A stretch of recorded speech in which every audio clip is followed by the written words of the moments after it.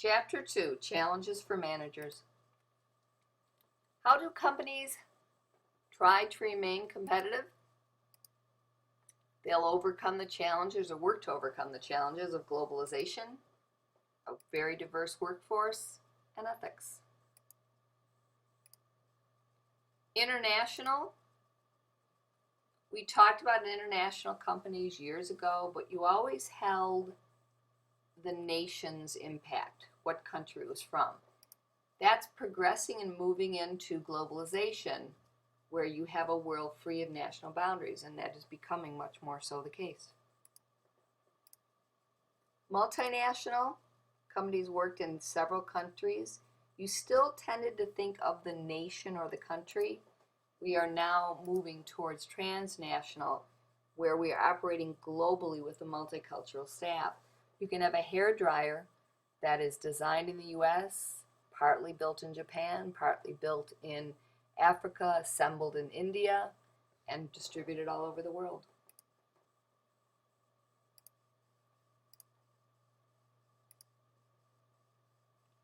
Two other areas that are becoming very large emerging economies are also India and Brazil.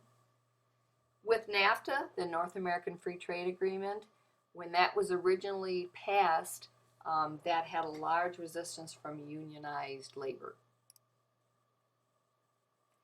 Think about what Americans are like.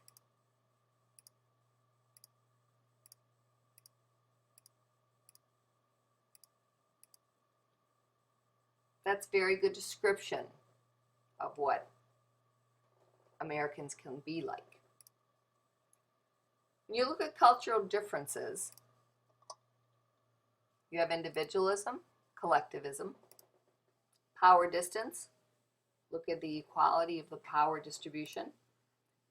Uncertainty avoidance, how much ambiguity you're willing to tolerate.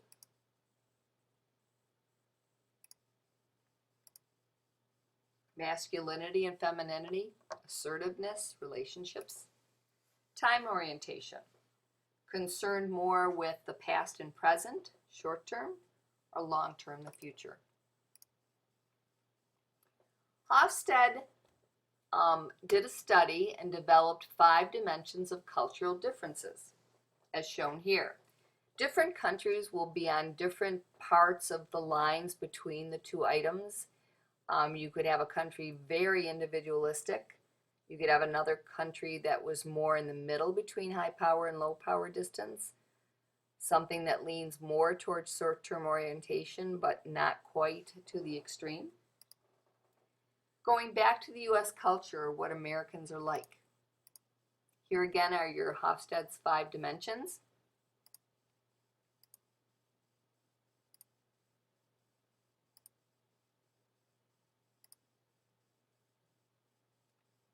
The U.S. culture, stronger towards individualism, looks at more equal power, tolerates ambiguity, materialistic assertive, thinks of more of short-term orientation, more the present. Some further examples of different countries and where they tend to fit on the scale of the 5 dimensions of Hofstede.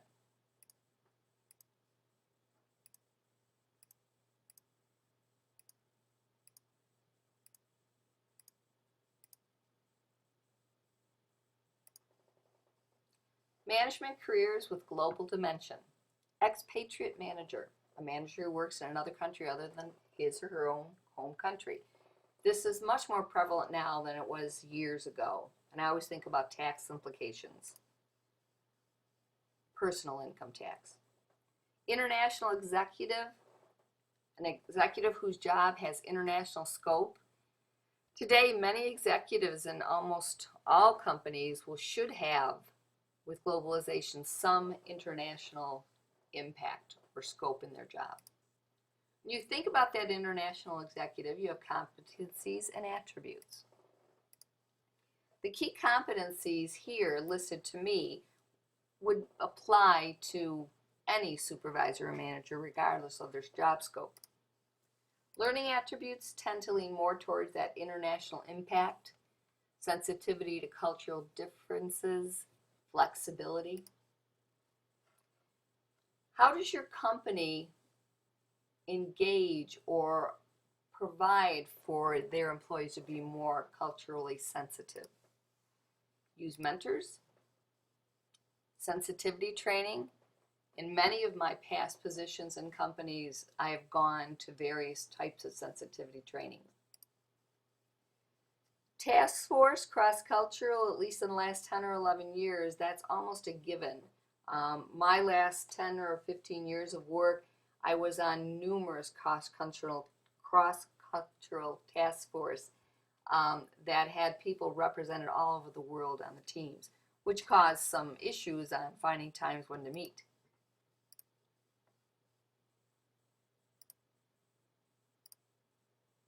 Workforce diversity. Working with many people that may not be the same as us.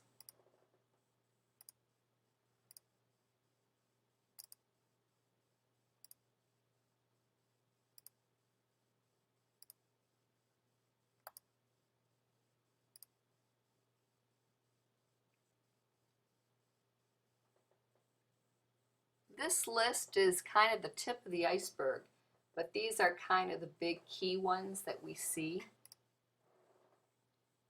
Women in the workforce.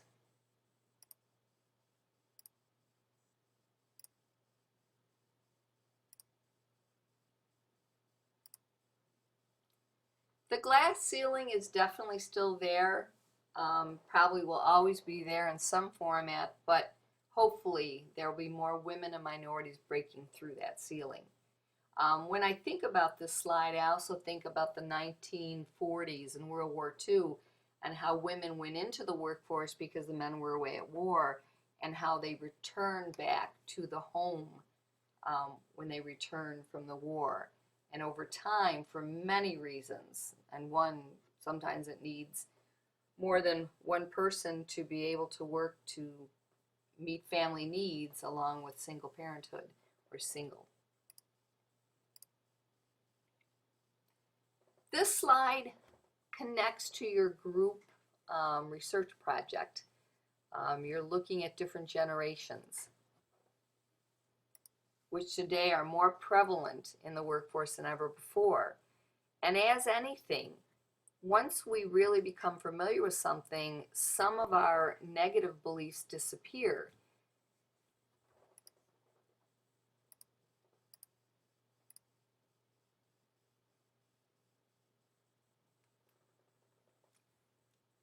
With the different legislations, the Americans with Disability Act, many employers had to make some substantial adjustments to provide for those with disability, which is great.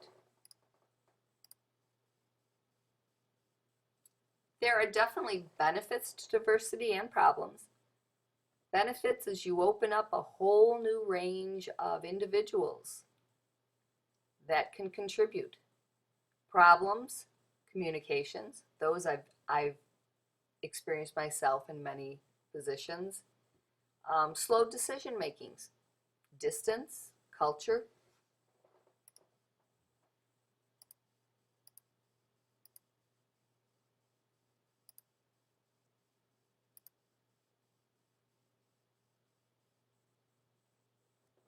Some of the toughest ethical problems: employee theft, conflicts of interest.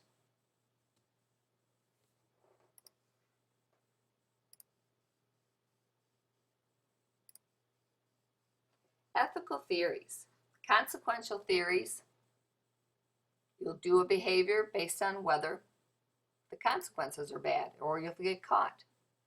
Rule-based theories are more based on what's acceptable in society or your group. Is it something that's an acceptable act within your universe? Character theories are those that have their own strong personal beliefs, and their actions will directly go back to theirs, even if it's against the norms or it can potentially have consequences.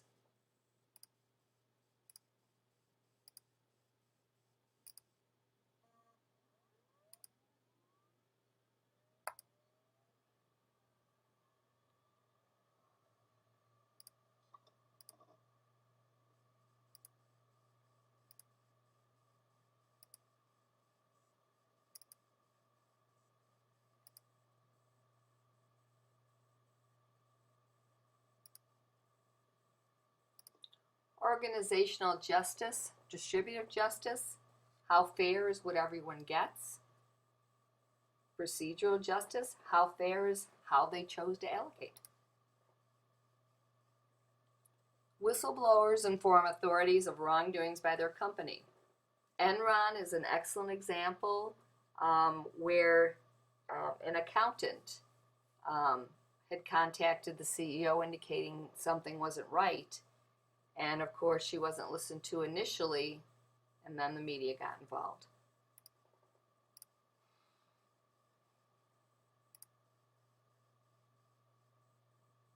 Most companies today are involved in many social or responsible activities. Code of ethics. There are individual codes, professional oaths like the Hippocratic Oath for physicians, organizational beliefs or credos, the ethics that are believed by that company. When you're looking at ethics, that four-way test, is it true? Is it fair? Will it build those better friendships, goodwill? And does everybody benefit?